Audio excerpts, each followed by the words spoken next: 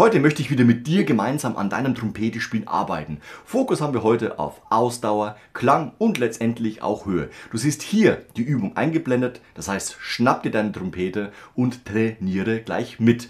Wichtig ist mir hier, wir spielen die Übung nicht schnell, sondern ganz im Gegenteil, gehendes Tempo, also Andante.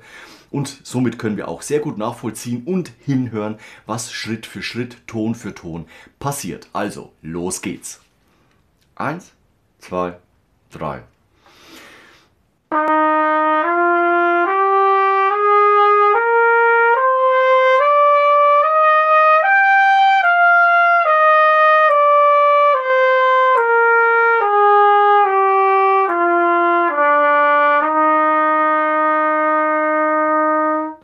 Jawohl, und du siehst, einen Ton höher.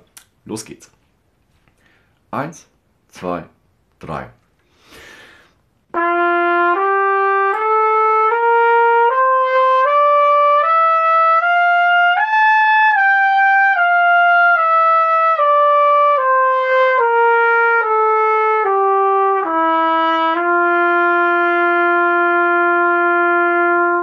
Jawohl, und wir schnappen uns die nächste Tonart. Jetzt sind wir bei A-Dur und natürlich auf die gleiche Art und Weise. 1, 2, 3.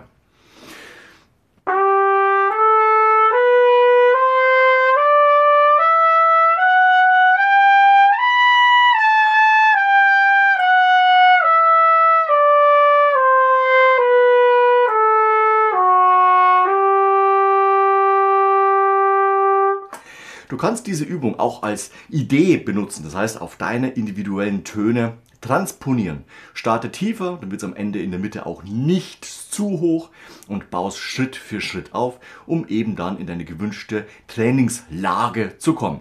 Ich wünsche dir viel Erfolg, mach's langsam und bewusst mit guter Luft und denk immer dran, der Ansatz arbeitet, nicht das Mundstück gegen die Lippen. Wir sehen uns nächste Woche zu einem neuen Video rund ums Trompetespielen. Am Ende gerne ein Like und Abo da lassen. Bis dahin, ciao! Euer Nico.